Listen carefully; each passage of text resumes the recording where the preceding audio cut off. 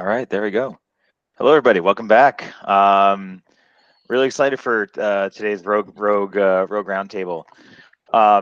One thing that we have actually not discussed that often, is the actual end users of our systems. One thing that any of us who have deployed robots into production, started to scale, tried to ensure customers are delivering their ROI. If the end users don't want to use the robot, if they don't find your robot or your system comfortable or performant or making their lives easier, you're not going to have a good time trying to talk with leadership at those companies about ROI and renewing contracts and expanding deployments. So today we're going to talk through what it takes to get users comfortable with robots, what it takes in terms of the entire ecosystem, enabling training, recurring training, managing turnover, all sorts of different topics on the end user state that we don't talk about that much in the world of scaling robotics. So with that, I'll kick it off with with kind of an open-ended question. See if anyone in the group has experience or a war story. Anyone have an experience where you've had to go in front of a customer and try to explain why your robots aren't being used or why your system's not being used? Actually, Joe, sorry, one question, not to interrupt the flow, but I was thinking about this, and I think there are end users, and then there are almost end users who happen to be around the robot. So if you consider, I don't know, a random use case like a floor scrubber in a grocery store, there's the people who are responsible for the store and for keeping the floor clean, for example. Those are, I would consider, end users. They're usually also not the ones who bought the system. Somebody else made the decision for them. But then there are people walking around that may interact with the robot. Are we including those in this discussion, or do we want to keep that for a future meeting of ROG? So I don't necessarily want to say no, Florian. I'd like to focus more on the people interacting with the system, because I think they're the ones who we need to focus on. My experience, to kind of summarize is that if your end users have ownership and want to use the robot, the rest of that ecosystem will fall into place. You might have some challenges, but the bigger challenge from my past is actually getting those direct end users wanting to use the system. Perfect. That's a great focus for today's topic. Cool. And then if we spill over into the general public or other colleagues in the space not being direct end users, I don't think that's necessarily a bad thing. So I've got Chris, go ahead. You were so all of my stories are, of course, from Savioke. For those of you who don't know, I was the head of software at Savioke, where we built indoor delivery robots for hotels and hospitals. So I'd like to tell one story, which is when we were working with Swisslog, which is a company that was selling pneumatic tubes in hospitals, and then also our robots. And so they had both the perspectives of pneumatic tubes and robots. And they were amazed how much more their users, nurses primarily in hospitals, prefer to work with the robot. And then they showed us the user interface on how to operate the pneumatic tubes. And then it was clear, right? And so there were two learnings from this. Number one was, yeah, you do need to have a UX researcher go out and observe the user in the field and start with them and ask them, what is it that you're trying to do? What are you thinking about? What are you holding in your hand right now? Can you even type on the display with two hands? Or are you holding a vial with whatever that you cannot put down because whatever, it could fall down and whatever? Like, you need to understand all of that. So you do need to do UX research. That was number one. The other thing was, pneumatic tubes are beautiful in the sense that they completely disappear. Right? Like, there's a little, I don't know whether you've ever seen those things, but they're basically like a little window in the wall. You know, you open it, you put a tube inside, which is like a message in the bottle kind of thing. You know, it's screw tight. It's like a pill type of thing. You put it in, you press a button, it flies away. This is very beautiful, but it's also completely invisible. So, and in hospitals, what they have is they have a lot of turnaround of nurses. And then every time a new nurse comes, they need to train her, him or her, on using all of those systems. And so that's where the robot had a real advantage, because it presents itself.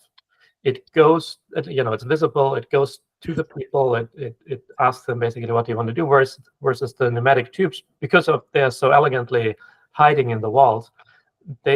Nobody asks the question, what is that window in the wall, right? So anyways, I thought I'd share that. So that clearly that helped onboarding users to the robot.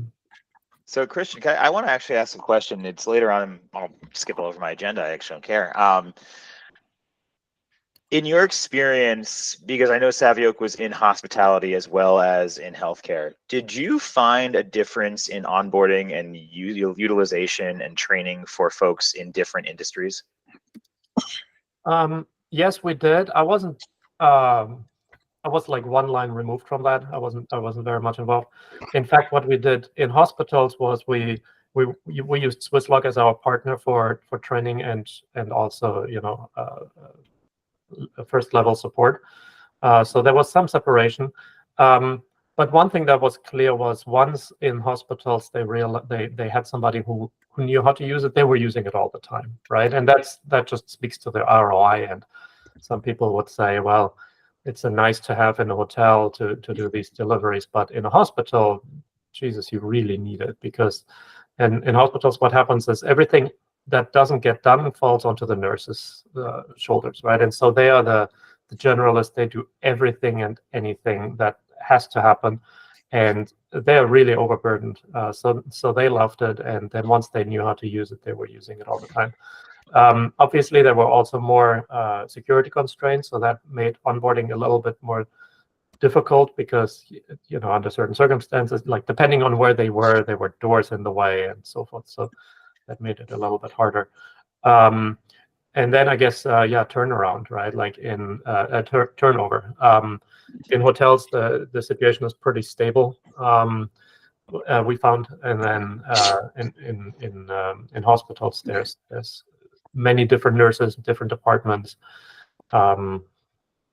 in many different destinations too, right? So one thing that's pretty central in the hospitals, obviously the pharmacy. That's where a lot of the deliveries originate. But then as they add more departments, they need to make sure that those departments have the receiving end figured out. And again, if there's a door behind that, before you reach that point, that can be a problem. Andrew, go ahead. Yeah, Christian, I'm curious, when you're saying turnover in the hospitals, are you talking about like nurses that are quitting or getting fired and then being replaced by new staff members? Or do you mean like the change between the morning shift and the afternoon shift and the overnight shift? I think it's both. Again, this is all secondhand information, so take it with a grain of salt. But apparently in the US, nurses are in some really drastic demand. Like there are way too few nurses, and so what ends up happening is we have an industry of traveling nurses that basically keep traveling around the country, and they go wherever the need is the greatest. And so there may be some stability in terms of whatever, maybe the head nurse stays, and I'm sure many others, but there's also new ones coming and going. That, and then I really the different departments, I guess. Yeah, one thing that I've found, particularly in the floor scrubbers in retail, is that's a very high turnover industry, and Andrew, in this case, that's new people coming in. And Christian, I find that your comment about the UX to be very accurate and apt for that kind of industry, because even with a simple UX, and I do want to take a brief shout out, and I think the Brain OS floor scrubbers had a very intuitive user experience. Some of my colleagues who predated me there, this is going back on almost 10 years, did some intense research, intense user studies to really understand how do people use these things manually, what is the typical user. But even then, there was a big breakdown. We did a study, I shouldn't exactly say we did a study. We looked at utilization, the great utilization and the poor utilization. And what you found when you went to the great utilization places were there were people who had been in charge of maintenance for 10, 15 years at these facilities. and this was another tool in their tool chest, and they were excited to use it. And they took ownership over it, and they were proud to say that, hey, I can operate this robot. Whereas you would go to another site and the person using this robot was a different person than 3 months ago, who was a different person than 3 months prior to that. And because the initial deployment and training didn't have continuity, that this got lost and there was a transition, and then this got lost, and then eventually you had to completely retrain. So, I think there's a big difference. One thing I'm really interested for that I don't have quite the expertise is the inside the warehouse systems and how those training mechanisms, how those training regimes go, and how users are ramped up and trained in those scenarios. Does anyone have expertise, experience in that side of the equation?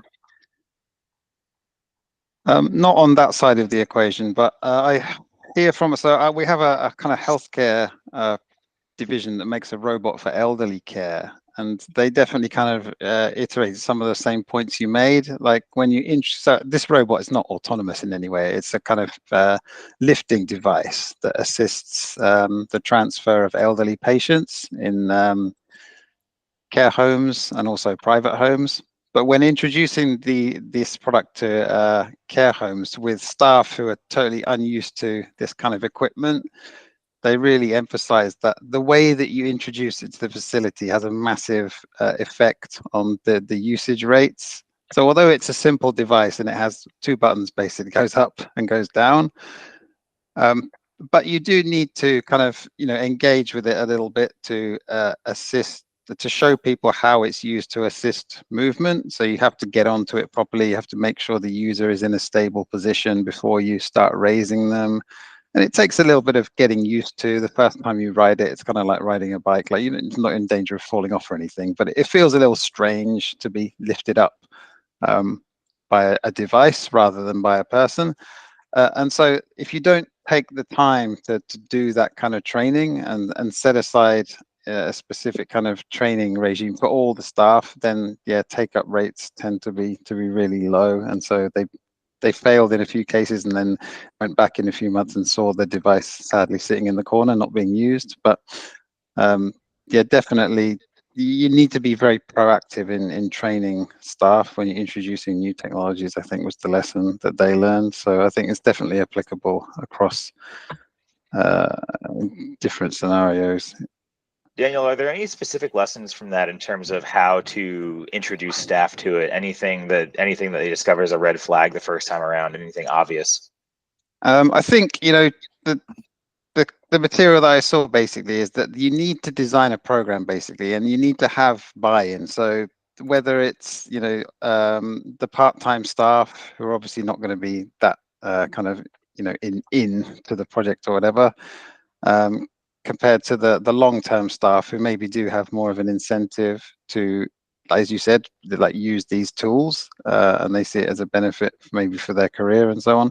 But you need to plan it basically. It's not just say, oh, I'm going to throw it in, and because it's easy to use, it will just be like 5 minutes training and then people will be up for it. You need to engage with them with a specific program and help them understand why you're introducing the robot, not just how to use the robot.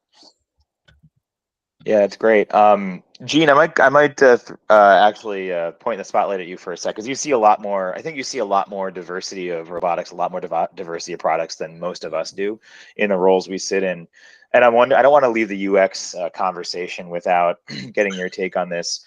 Across the board, are you seeing more of a focus nowadays with the actual how does the user use this robot? Or are we still sort of in that middle ground where you've got a technology, you've got a robotic platform, and now you have to get it to be integrated into some other workflow, some other application? Yeah, in fact, it's interesting because a lot of the announcements that we've covered over the past year or so, ease of use still is one of the top 3 selling points for robots, particularly in warehouses, but also in factories and hospitality and healthcare facilities.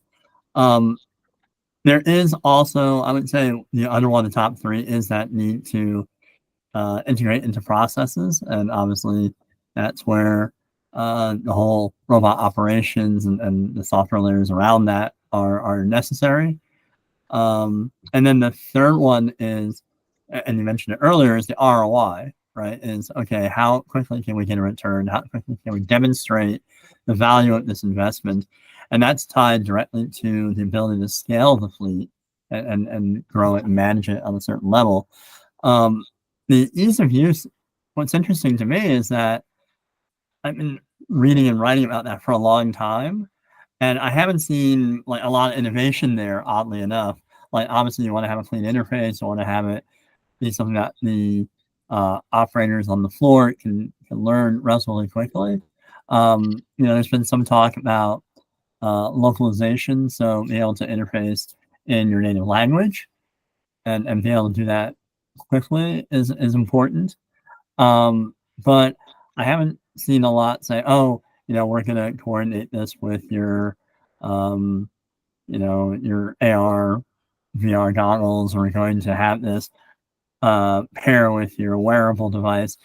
It's may depend on the vendor more than on any kind of universal standard. And also a lot depends on the industry, right? If we're talking about piece picking or goods to person, there's already screens around to help with that.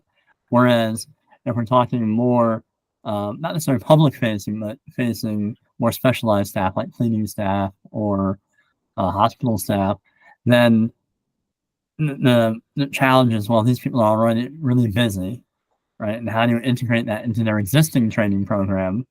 And so, the need for UX has not gone away. Lauren? Yeah, I wanted to expand, follow up on what Gene was saying.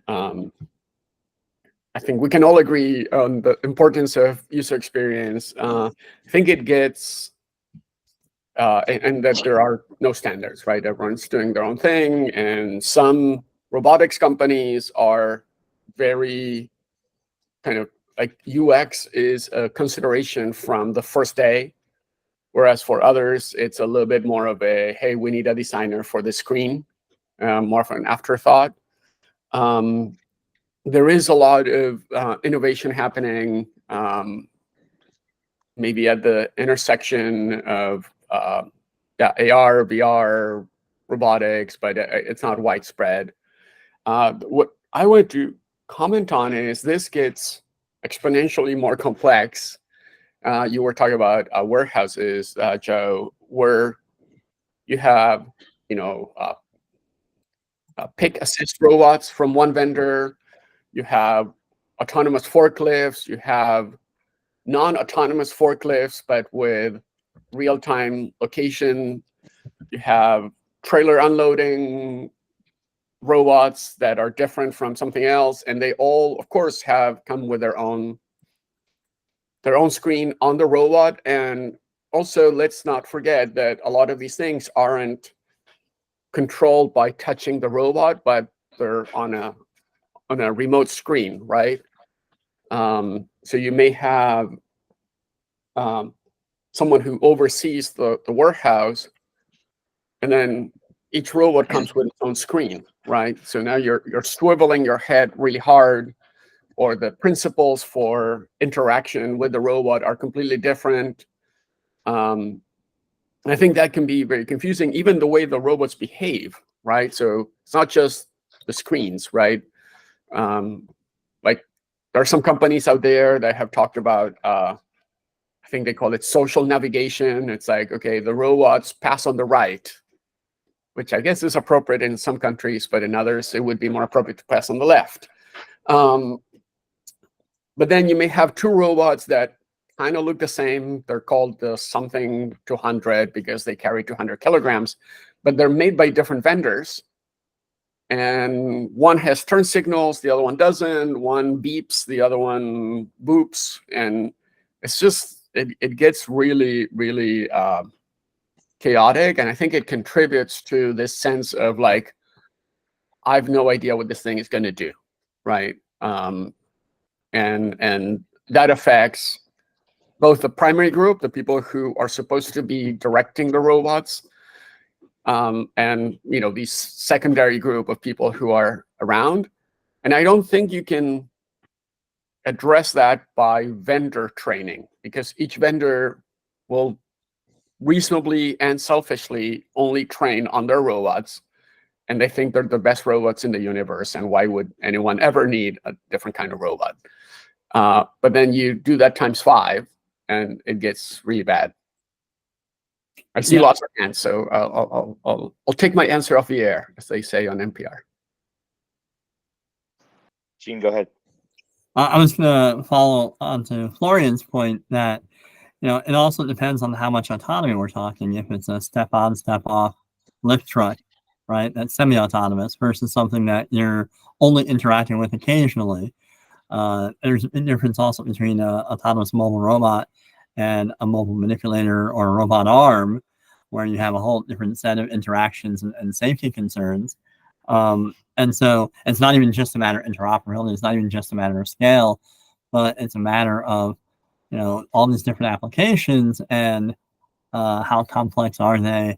How much training do you need? And a cleaning robot, in most cases, does not require a lot of human interaction. It might require supervision, and certainly fleet supervision, but that's at a different level than, autonomous forklift, where somebody might be in the same area and they're going to, hop on, do something, and then hop off and let it go away.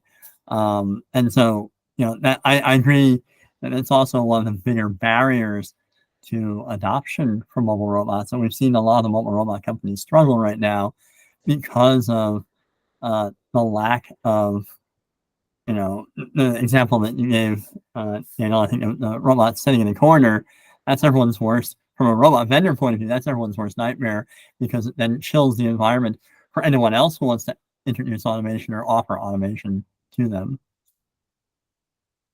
Absolutely, Eugene. My worst nightmare is a dusty robot that hasn't been used in 3 months. Christian. Yeah, I wanted to share a success story, I guess. It didn't turn into a huge success, but it was in the location where we deployed it. It was a huge. It was like there. It was a big success, and that was the milk run. A milk run deployment was so this was a setup where we were in a 3PL, like a third-party logistics company, accepting returns of broken devices. I think it was iPhones or something like that. And they were receiving those shipments. Those devices would go through a first level of inspection, and so a technician would get a device on its table. It would do some first diagnosis, and then it would triage and it would say where the thing needed to go. And a lot of most of the devices would go to one destination. So what would happen would be they would take the device apart, they do their diagnosis, and then they walk it over. And if a lot of you have been in a warehouse and a manufacturing space, the distances are always large. Nothing there is really short. So if you do that 600 times a day, it adds up. And so that's one of the things that we considered. And what we ended up with Relay, our robot, was that the robot we were not going to have these people hail the robot when they needed it. But instead, the robot would go what we call on a milk run, where it basically went in a circle, right? It went to every station, and it would friendly announce itself with a little beep. It would open the lid. And then if you had a device that needed to go where the robot said it was going, you put it in. Nothing else. Like after a few seconds, on the screen, it would count down and say, like, okay, if you have nothing, I'm going to close it again and leave. Or you could press a button if you wanted to. But the people loved it, and we loved it too, because it was right in their face, and they didn't have to do anything. And so this really goes back to what people in more typical software design talk about, namely the number of clicks. Every time you reduce the number of clicks, you actually get better adoption, right? Like it's ridiculous in some sense that 1 click versus 3 clicks makes a difference. But in this case, it was 0 clicks. And that meant that you didn't have to learn or memorize which website to go to hail the robot, how to hail it, train new people, nothing at all, right? And in fact, because the screen could self-explain what it was doing, a new person that would start might even pick it up without any training. Hey, there's a robot. It says it's going there. Give me your device. Okay, I'll either do that or not. So I thought that was I really like that story. It was a real lesson for us, to say that robots have this big benefit that they are visible, right? They are in your face, and if they can explain themselves, then it's very intuitive. It's a little bit like affordances. You probably know this from mechanical design or product design. If you design affordances into your objects, like handles, right, like on a door, they should tell you how they want to be used, right? Like pushed or pulled. And if you design it well, it really reduces the burden on the cognitive load on the user, and that, I think, that really helps with adoption. That's great. Oh, go ahead, Ricardo. Oh, you're muted. Yeah. Hi guys. Sorry for being late. I have more calls than what I should have. First of all, honored to be here. I had the pleasure to meet some of you, Eugene, Christian, Florian, and for the rest of the attendees. I'm Ricardo from Argentina, and I'm leading a startup that has decided to focus only in robotic operation staffing. That being said, I have a question for you all guys that have a lot of experience, and it's a feeling I have for the last months. I have a background of 20 years in vitro diagnostics. I'm a biochemist and molecular biologist, and I can't get into a conversation where someone asks a question that I think, and this is my question to you, I think it has been previously answered during the past 30, 40 years in the in vitro diagnostic industry. I think robotics and automation has gone so deeply into that area, and as I have that background, many of the discussions I hear have been solved. From my point of view, in that industry, is that possible? I mean, could it be that robotics and automation mainstream does not have the insights of this particular vertical, which is diagnostic in vitro diagnostics, pathology labs, blood testing, for you guys to understand what I'm saying. I ran a laboratory with 100 technicians and scientists, and it was highly automated. I would say 70% of everything was done automatically, and many of the questions we are asking here have been already answered by the industry. And my question is, could we translate that knowledge to all other verticals? And if that's so, I can bring a lot of information to you guys. So I see Florian smirking. I actually saw a few smirks while you were asking this question. And Ricardo, I think that's one of the reasons this group exists. I think a great parlay, a great thing to play off of is Christian talking about the design of a handle. A lot of people here came from different industries. I think what we bring to the table is exactly what you're talking about. The lessons learned, the best practices, the operational workflows, how to manage, how to do configuration management, how to onboard users. I'll let Daniel talk in 10 seconds so I don't put my foot in my mouth for the industry. But there are some lessons learned that the industry doesn't necessarily rise above the noise floor of robotic solutions to look at system solutions. And that is something that, the way this kicked off, and Ricardo, if you're at RobopsCon or RoboBusiness, I'll talk to you at length about this. But we don't look to other industries for solutions to solve problems. And I see that across the board at many small robotic startups. And it kind of pervades. So one of the things we want to do, and Florian and I will talk about this at length, is that's why we're here, to talk about how do we bring best practices from other industries. I am not a very smart, innovative person, but I can borrow and pick and choose from other industries and from my past outside of robotics and apply it to robotics, and exactly to your point, to great success. Daniel. Yeah, maybe not a real answer, but so my company's main business is robots for electronics assembly, And I guess similar to your example, that industry is extremely highly automated. And so what we're doing with our innovation project is try and expand into new areas, including autonomous mobile robots. And I think one of the challenges that we found is that although in theory, the work is the same, okay, it's about moving objects from A to B. Unlike the extremely standardized world of electronics production, every single facility is different, and every single setup workflow is different depending on the warehouse or the factory or the retail store. And that's turning out to be a massive challenge. So if you're in the electronics industry and you set up a production line, they're basically cookie cutter.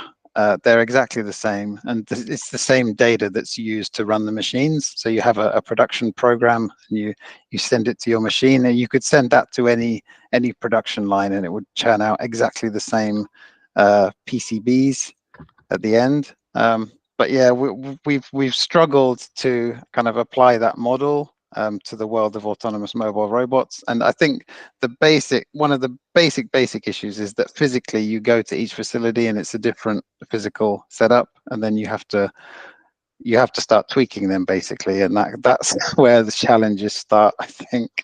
Yeah, and Daniel, that's where configuration management really comes in, and I want to tie this back into users, but I can do, I think, a nice segue here, where at the end of the day, whatever system you're doing, whatever system you're looking at, it's going to have its KPIs, its performance indicators, its metrics that it sends back. And to tie this back in is every robot operator has to think before they deploy, what are the metrics that are going to be important and what do I need to monitor in terms of utilization?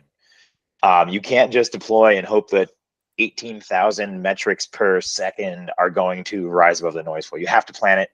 Use your system engineering background to plan, what do I need to look for? Use your operations engineering background to plan what is going to determine success or failure of this. And the kind of what I want to bring it back to is, we mentioned a little earlier about centralized training versus individual vendor training. And what I found is carrot or stick, regardless of how you do it. But if you have organizational support from the top down that robotics need to be utilized, you can then get that training scenario in, you can then get your users motivated one way or another to use that robot. But before you can get there, you have to get through your early deployment, your pilot, and show the company that it's worth spending their time on this training scenario. So to that exact point, if you can instrument your system to give you the exact KPIs that show success or failure, and then maybe have another set of instrumentation that shows why the failures are occurring, or understand why people aren't using it, or understand what the difficulties of performance are, you can create a pretty good feedback loop where, to your point, you can plan in different configurations per facility and then tweak those configurations and do A/B comparisons at a certain scale. Did those configurations work? Did the configuration change make it better? Did it make it worse? How do we learn from this? Florian. I have a lot to say, but I'll try to be brief, and because I see lots of hands. I think you made a comment kind of like off the cuff. It's like, well, I mean, of course, everyone has their own KPIs. I don't know about that. I think there's a lot of robotic companies that are in the sell it and forget it mode, right? And they ship a robot. To be fair, I said you have to think about it up front. You don't, like, a lot of them don't have planned KPIs. Yeah, well, I think a lot of them don't even think about like all the robots. They think about each robot is a thing that does a function, and you ship it, and then it's somebody else's problem. And if a wheel comes off, they call you, right? And we were talking about UX before, and I think there's a potential misconception, which is UX is something you do upfront, and you do it once, and now it's pretty, and you never have to do it again. But that's not real UX, right? That's maybe the before you go out into the real world UX. And you need to learn. You need to learn all the time. And if you don't have data coming back from your robots, your own robots that you've sold, you can't forget about them. You get that data, and if you have, 12 robots, then you do something with the data. If you have 12,000 robots, you can't really use the same tactics, right? You can't look at one robot at a time. And this is where, aggregated data makes sense, but you still need to be able to, drill all the way down to an individual instance of an individual robot having a weird interaction with someone or something and be able to debug that. So I think there's part of the problem that I see in the industry is we don't think about it, but then we're not instrumented to actually do something about it. And I'll pass it on. I think Ricardo was next.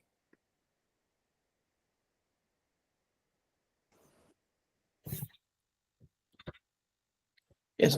So something that resonated with me that Joe said, and I think it could be part of Latin American culture, but I was selling a tube labeling robot. It's a robot that labels tubes, because in vitro diagnostics, everything is automated, so there is not a lot of errors. It's just maybe 3%, 2% of error in the whole process of testing for any protein, any cell, whatever, any drug, whatever. So the 2% of problems was in the sample handling and human error, and labeling tubes is perhaps 70% of the human error. So I contact this company from Korea, and we got to sell some of those robots to some laboratories. And the thing that works is, first you need to have the manager, the CEO, the owner of the company on board. You have that on board, then training people, doing the UX interface, integrating with the laboratory information system, everything will fall in place if the owner, the CEO, the chief, the number one wants that to happen. It may take more or less depending on the situations, but eventually it will work if you have the direction, the ones that making the decision makers are onboarded. So that would be my success story. Like if you got that, you got maybe 80% of the job done. Yeah, hopefully they can do it through influence and not just the stick. Eugene. Well, and to respond to Ricardo's point, it's not just Latin America. It's well known that if you talk to Japanese companies, certain parts of Europe, you really do want to get the executive management on board right away. Whereas in other countries or other types of industries, you may need to get the CFO on board first, or you may need to get the CTO or CIO on board first. So knowing that, understanding that, or knowing your audience is a big part of it. But and when we're talking about getting the champions for automation, identifying who they are, but that's also an opportunity during the pilot phase to have them sell your product for you, in a sense, or sell the deployment and say, hey, this is what we can do. It's also an opportunity to get some early people to give you feedback. It's not just a matter of waiting till you train all the users afterwards. Train a couple of users as you're doing that test deployment and have them not only give you feedback, but then they can become your advocates later on because they've worked out the kinks, and they can say, hey, not only does it do what we wanted to do, we made it do what we wanted to do with help from our partners. And so there's that whole collaborative aspect of, getting that data even before you scale, because then those pipelines are already there. And then when you are building it out, you already have people who will automatically say, oh, I ran into this, let me tell you. Christian. Yeah, kind of on that note, one thing that we did, and that was an invention before I joined Savio, because we always had a like an on-site robot wrangler. Sometimes we use different terms, but sort of a champion for the robot that was an employee of the company where we were deploying. And we were sort of asking them to make that commitment relatively early. And it was very interesting to observe the dynamics there, because guess what? There were a lot of volunteers because robots are cool. And everybody wants to be able to go home and tell their family, like, hey, guess what? I'm now the robot wrangler of whatever, FedEx or whatever the companies were. And that was such a big boost for the adoption, because they were really taking pride. They had the okay from their boss to spend some number of hours every week with the robot, which were the best hours that they that they spend in the week, because it's more exciting than a lot of other things that they've been doing for 20 years. And then because they were so excited about it, they were becoming the biggest champion, right? And so they were there on site, able to educate people on how to do it, how to use the robot more efficiently. And we all know it, right? You have to teach your users to get the value out of your product. And that sort of alludes to, you know, what Jim was talking about. That helps them build up the internal support all the way up to the chain, where then during the pilot stage, that is, right? Like, and then you get an okay from all of the positions when it reaches the CFO, CEO, COO, whoever makes that decision. And that can really help. Lauren, I think we've got time just for your comment, and then we'll wrap it up. This has been a super interesting and very engaging conversation, so I love it. I have so many more topics that we could have touched on that we didn't get to today. We'll have to schedule a round 2. Yeah, I want to respond really quickly. Christian, I think it's great to have those advocates. You need to give them a great experience. Without naming names, there are cases that I know of. Somebody who was in a similar role and called their local radio station and went basically on record complaining about how the robot got stuck all the time and they were getting beeped all the time, and they couldn't do their job because of the stupid robot. They were like quite upset, and of course that got a lot of coverage. Usually those kind of things get more coverage than, yeah, I love working with robots. I did want to mention one other case. Maybe we'll have to save it for another conversation, which is, like in airports, there's this, like, if you see something, do something, or say something, whatever. You're walking around a warehouse, and there's a robot in the corner. How do you know if it's supposed to be there, if it's doing the right thing? You really want to help, right? You're not just, you don't just work there. You have no idea. Like, it's usually inscrutable what a robot is supposed to be doing, where it should be going. Is it in distress? And even if you found that it's in distress, how do you get it back to where it needs to be? So I think there's a lot of like in our world, we call it incident management, but whatever term, exception management, whatever term you use, robots are far from perfect, especially in these kind of like chaotic, changing environments. And I think the other, maybe to summarize it, I think you need to build resilience, and I'll call it self-healing, but it's not self-healing. It's like use the environment to help the robot do its job. And I'll keep it at that since we're out of time. But I think I kind of feel we could have talked for another hour about this. Yeah, I actually know some people. There's a whole realm of user experience, human HRI, resilience engineering that this plays into. Maybe I'll try to get some of them on the hook for a one of these roundtables one of these days. And for people who want to speak for hours about this, you should all come to RobopsCon in October. All right, so Florian did cut me off on that, but as is tradition, anybody here who is looking for a job or who is hiring, speak now if there are opportunities out there, or you need an opportunity. So I'm in the UK right now, but I'm thinking I might want to come back to the US. And so if there are any job opportunities in the U.S. related to robotics, related to mechanical engineering of robots. I would definitely love to hear about that and learn about it. I'm a U.S. citizen, so I don't need a visa to work in the U.S.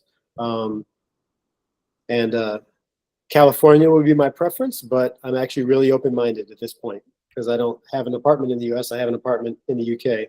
So if I go back to the U.S., I'm kind of starting fresh, except that I already have a car over there waiting for me. You know, parked at my parents' house for now. That's it. Right.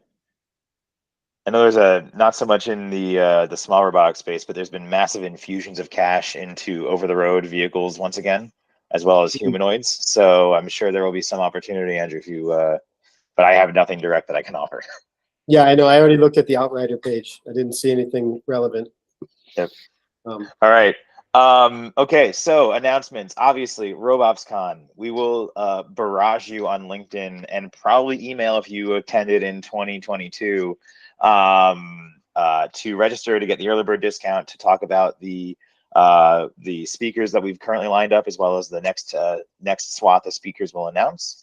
To Florian's point, if you joined a little bit late, we had to turn people away from speaking, which I consider not great for everybody, but it's incredible to see what RobopsCon has become in terms of just the inputs it's generated so far. So really excited for that. That's October, the third week of October, second week of October inclusive. The 14th or the 15th?